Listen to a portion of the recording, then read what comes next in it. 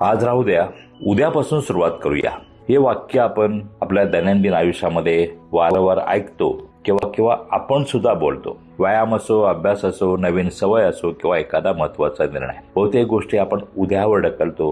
वरवर पाहता हे आळशीपणाचे लक्षण वाटते, परंतु येथे मेंदू विज्ञान काम करते. आपला मेंदू हा त्वरित आनंद शोधणारा अवयव आहे. ज्या कृतीमुळे लगेच सुख, लगेच समाधान किंवा आराम मिळतो, अशी गोष्ट करण्यासाठी मेंदू आपल्याला तात्काळ परवानगी देतो. मोबाईलवर स्क्रोल करणे, सोशल मीडियावरती वेळ घालवणे, गप्पा मारणे, खेळ खेळणे, खेळ पाहणे, नुसतेच बसून राहणे, उगाच इकडे तिकडे भटकणे किंवा निरर्थक विचारामध्ये हरवून जाणे, या सर्व गोष्टी मेंदूला पटकन आनंद देतात. म्हणूनच त्याला सुरक्षित आणि सुखद वाटतात. या उलट अभ्यास करणे, व्यायाम करणे, शिस्तबद्ध दिनक्रम पाळणे, नवीन कौशल्य शिकणे किंवा आयुष्यात बदल घडवणारी कोणतीही कृती करणे, या सर्व गोष्टीमध्ये त्वरित आनंद नसतो. या उलट कष्ट, शिस्त, अपयशाची भीती, टीका, मानसिक ताणतणाव तसेच वेळही जाणार असतो. म्हणून अशा गोष्टी करताना मेंदूला धोका जाणवतो. तो लगेच इशारा देतो, आज राहू द्या, उद्यापासून आपण सुरू करूया. आजचा जसा दिनक्रम चालू आहे, जशी सध्याची स्थिती आहे, ते मेंदूला सुरक्षित वाटते. त्याला कम्फर्ट झोन मध्ये राहायचे असते.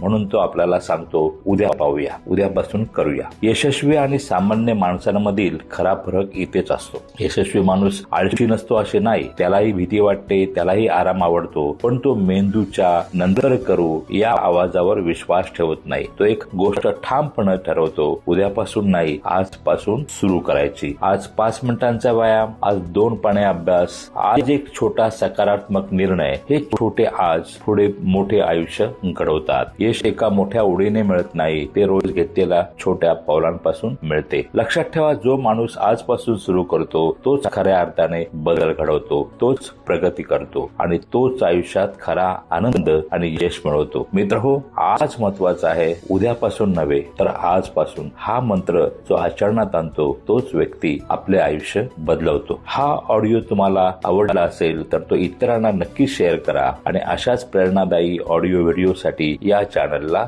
सबस्क्राईब करा. पुन्हा भेटूया पुढच्या ऑडिओ किंवा व्हिडिओमध्ये. धन्यवाद.